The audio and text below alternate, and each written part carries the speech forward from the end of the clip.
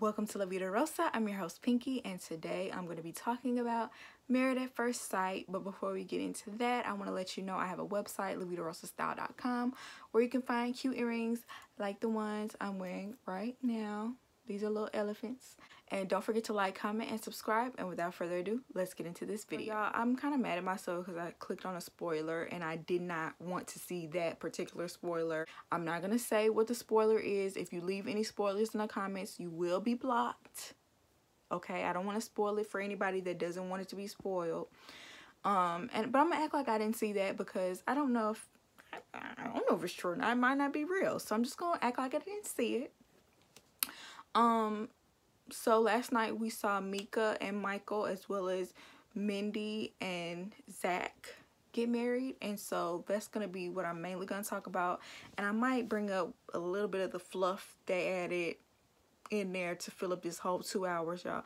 Like, please don't do this next season. Please do not do 5 couples, and please do not do 2-hour episodes, because that made 90 Day Fiancé get old for me, and it's working on my nerves for this show as well. Anyway, I begin with Mika and Michael. So when we first come in on Michael, he's in there with his groomsmen. His mother comes in and she's like, you know, telling him he looks all cute in his white. He does look good in this white suit, by the way. He looks very dapper, might I add. And she was saying how she was a little apprehensive about him getting married to a stranger. What parent wouldn't? And she also brings up the fact that he's a little sensitive. And whenever I hear parents bring up a trait about their child, I always lock that in. Like, this might be a little bit foreshadowing. We'll see. He mentioned that he loves natural hair. Meanwhile, Mika is somewhere getting her hair pressed and laid. And, you know, the low pony, which was really cute. But I would have also loved to see her rock her natural hair because she has really pretty hair, as we saw in the first couple of episodes. So I was like, Mika, I would have loved to see a little fro with a little veil. That would have been so cute. Now, side note, me personally, whenever I get married, I just see myself having my fro out, like maybe even blown out. I want it as big as possible. But I also don't see myself having like the most traditional, and when I mean traditional, I mean like the look of traditional weddings. I don't know, like just something a little bit different. Maybe my name is Pinky, maybe I want a pink dress, but that's a different story. We ain't here to talk about that. So Mika was really freaking out like about her dress. Her dress was beautiful, and yeah, it was a little bit big in the top, but like her friend said, she could use double-sided tape to fix that issue. So I'm thinking that was more so about nerves. And it makes me wonder, like, is this how she handles stressful situations? Because obviously she was just really, really nervous. And it was just coming out as super frustration. But I do love how her friends comforted her and was there for her. She just seems like she has some really good friends. Okay, then her mom walked in, and her mom looks like her sister. Like, her mom is gorgeous. I just love how supportive her mom is. Like, she's been supportive this entire time, and you could tell she just wants happiness for her daughter. Right before the wedding, Mika and Michael were like losing it. They were both like uncontrollably sweating and goodness. Mika was like, I don't know if I can do this. I'm like, calm down. Both of y'all, calm down. Like, they were freaking out in the exact same way. It was kind of weird how much their nervousness was like mirroring each other. And then when she finally did come out and they, you know, introduced themselves to each other, they were still so nervous. It was like 2 kindergartners that were like blushing and like, I'm so nervous. Both of them. But I think it's because they did see that attraction, but their nerves, like throughout that whole ceremony, all I saw was nerves. I was just like, breathe, Mika, breathe, Michael. It's going to be okay. Y'all are going to be okay. Goodness, they were making me nervous. But you know what? In that situation, I probably would be the same way, because I'm thinking about myself in the past around people that I've been attracted to, like really attracted to. I can lose my breath. I can lose my words. I can lose it, you know what I'm saying, when it comes to that. So I can't even judge them. I probably would act the same exact way. Especially meeting your significant other, husband and wife, for the first time in front of this big crowd, and not only that, but it's being recorded for millions to be watching, and for me to be talking about it right now. That's a little nerve-wracking. After they got married, I feel like once they got a chance to really talk to each other and, you know, like let their hair down a little bit behind the scenes without everybody watching, I feel like there was major chemistry. They were able to joke a little bit back and forth when they were taking their pictures. You know, there was a little awkwardness with the dip at first, and then he finally got it. And when they kissed each other, I'm like, y'all look like y'all been knew each other. Like, just the way they just fell into that dip and that kiss, I was just like taken aback. It was like, oh, y'all might fall in love. So then they got to their reception and they were discussing children, and she wants to have kids after 1 year, and I was just like, girl, you just met him and then a year later you want to have a child with him.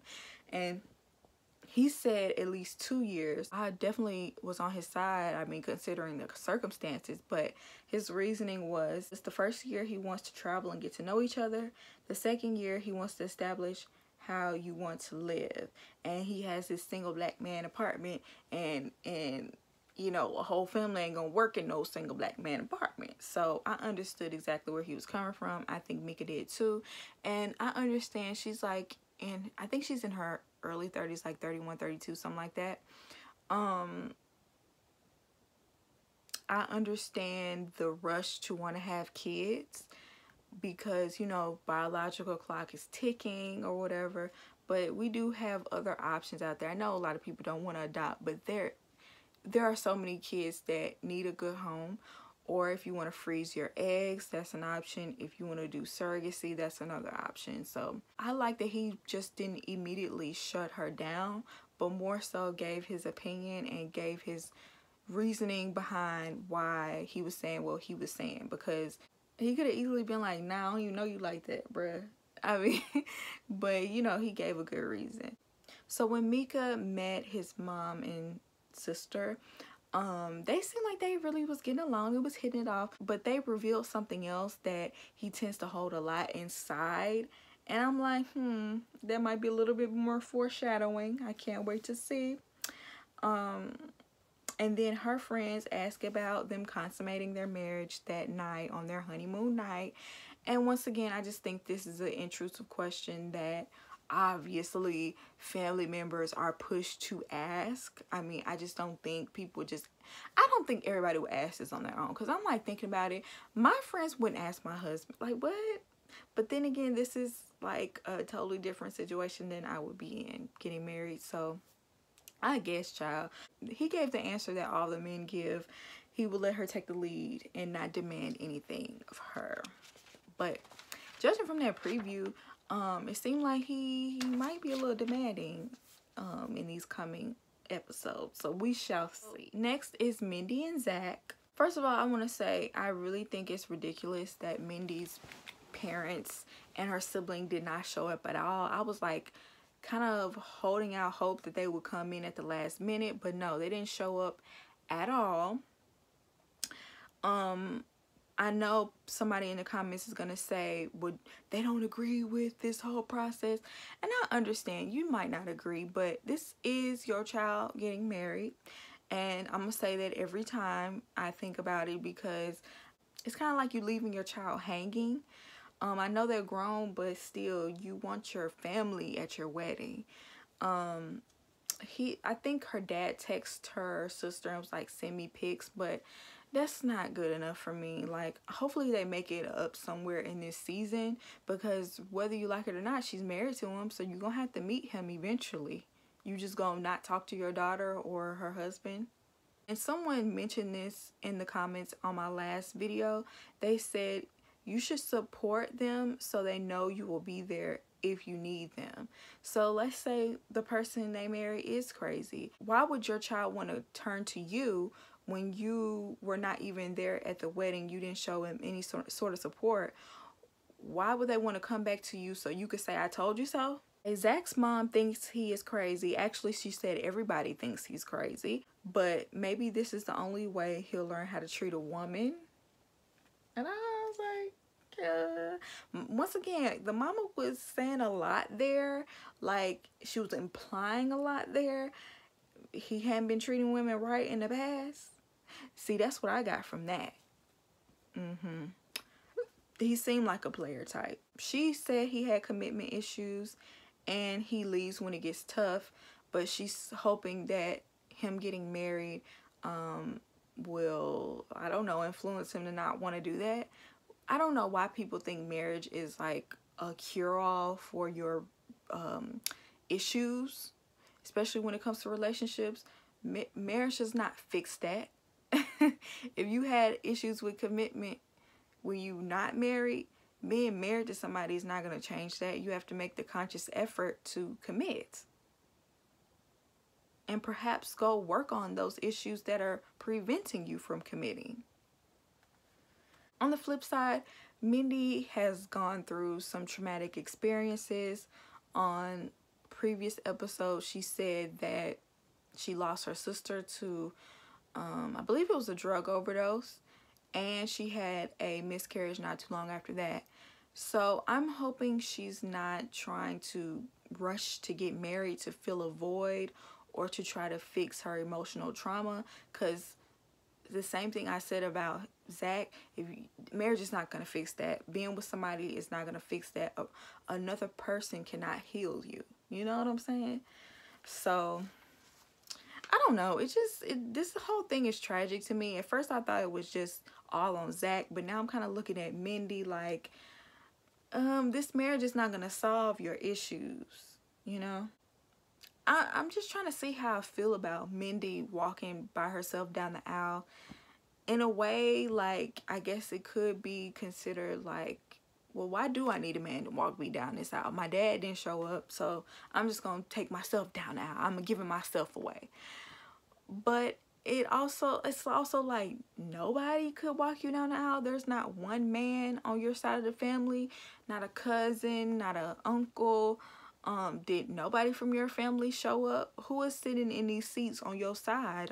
Is that filler? Are these paid actors? Like, nobody could walk you down. I wouldn't have even minded if her sister walked her down the aisle, you know, since she was the only person from her immediate family to show up. I thought it would have been beautiful if her sister would have walked her down the aisle. But I don't know. I thought it was a little, I was a little thrown off by that. So when she walked up, you know, they locked eyes and was smiling, you know, a cute little moment. And then she told the whole audience, he's so cute, or he fine, or handsome, or whatever she said. And I'm like, girl, you the second bride to do that on this season. And I'm looking at them like, don't boost this man head up already. On first sight, you don't need to be like, oh, he's gorgeous, and tell the whole room. That is going to boost his head up. Do you know how men egos work? He really going to think he can get over you based off that. Oh, I look that good to her? See, you need to be the one that's on the pedestal. But what do I know? I'm single. It would be different if you said that and he was like, but she look good too. You know what I'm saying? The men don't really say anything publicly back. Like, he whispered to her that she was beautiful, but he didn't say anything like, oh, my wife is gorgeous. That's all I'm saying. So I thought him getting on one knee and low-key proposing before saying I do, I thought that was a nice little gesture. I mean, that stood out. That was kind of cute. I like that. And then before he kissed her, he asked for permission. I thought that was cute too. But the thing that really threw me off is at the end of the ceremony, he asked for a selfie. And so that made me go back to this thing that he said on the first episode about him wanting to look like the perfect husband that all her friends are jealous of. And I'm just like, you ain't that crafty, you ain't that clever, and you ain't that slick. Okay? It's like he trying to fit this perfect husband narrative, and if it's not genuine, then save it. Don't nobody want to see you fake for the cameras. By this 5th wedding, I am so sick of family members making people kiss. Like, let people kiss naturally. Let people get to know each other naturally. Can we talk and have a conversation like regular people without y'all banging on some glasses and making somebody kiss?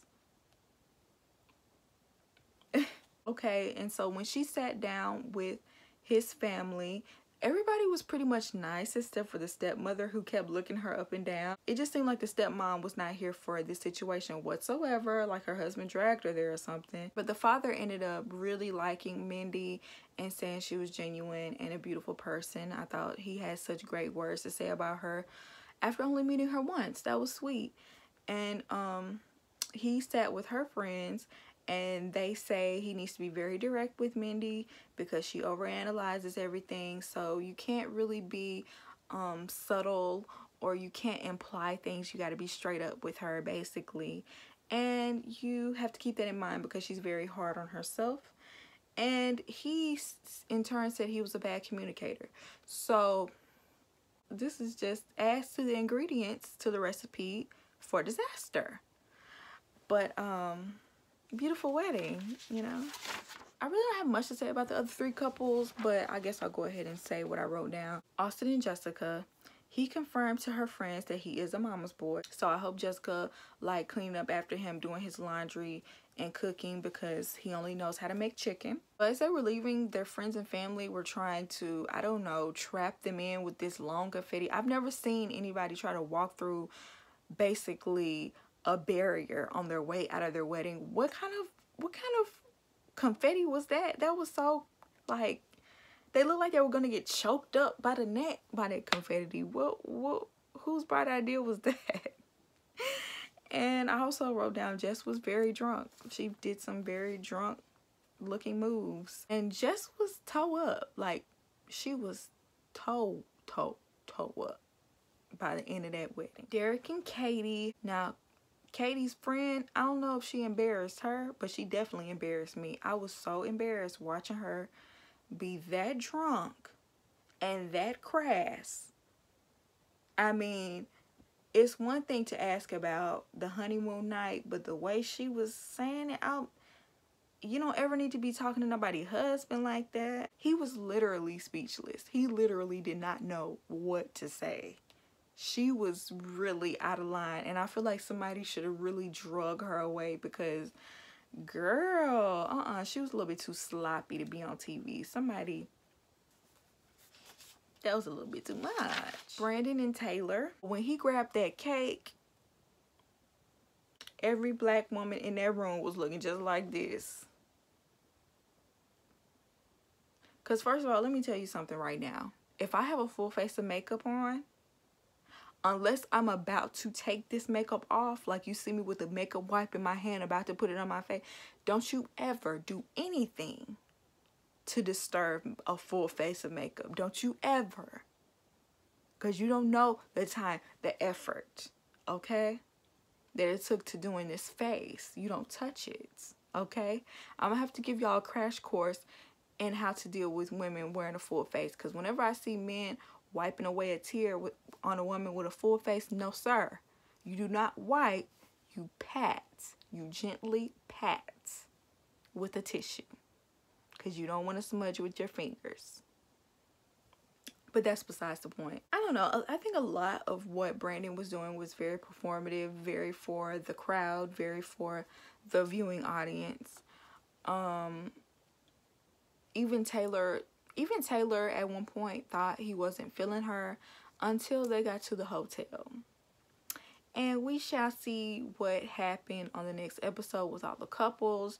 They all made it to the hotel room. They love to make us think that people consummated their marriage, but I think the only guarantee would probably be Katie and Derek because, yeah, they was all over each other. But anyway, that was a cute little episode. Let me know what you guys think down below. Do y'all agree with me? Do you not agree with me? What do y'all think about Brandon and Zach? Do y'all have the same suspicions that I do? How do you think these couples are matched up so far? Who do you think will make it in the long run? I actually did a poll, and you can answer on that poll if you want, or you can leave your comment down below. And I hope you enjoyed this video, and I'll see you in my next one. Peace.